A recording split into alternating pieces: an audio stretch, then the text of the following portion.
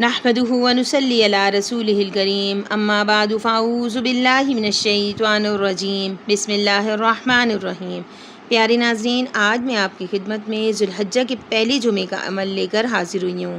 پیارے ناظرین، ذو الحجہ کے یہ 10 دن اہم ترین دن ہیں۔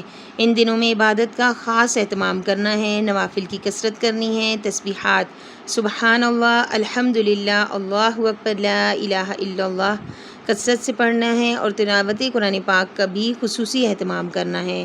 ذو الحجہ کی 7، 8، 9 تاریخ کو خاص طور پر اپنی اولاد کے حق میں دعا کریں، کیونکہ حضرت ابراہیم علیہ السلام نے اپنی اولاد کے لیے دعا مانگی تھی اور اللہ رب العزت نے ان کی دعا قبول فرمائی تھی۔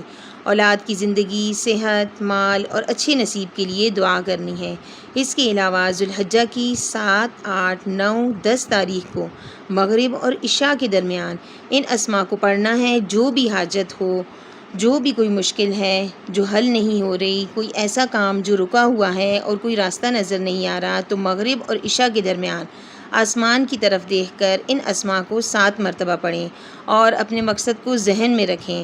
اسماء یہ ہیں: بسم اللہ الرحمن الرحیم، یا رزاق یا رحمان یا معز یا غفار، یا رزاق یا رحمان یا معز یا غفار۔ اول و آخر 3 بار درود پاک پڑھیں، انشاءاللہ تعالی اللہ پاک مقصد میں کامیابی عطا فرمائیں گے۔ پیارے ناظرین، اگر میری ویڈیو آپ کو پسند آئی ہے تو پلیز میرے چینل کو سبسکرائب کریں، ویڈیو کو لائک اور شیئر بھی ضرور کیجیے گا۔ اللہ نگہبان۔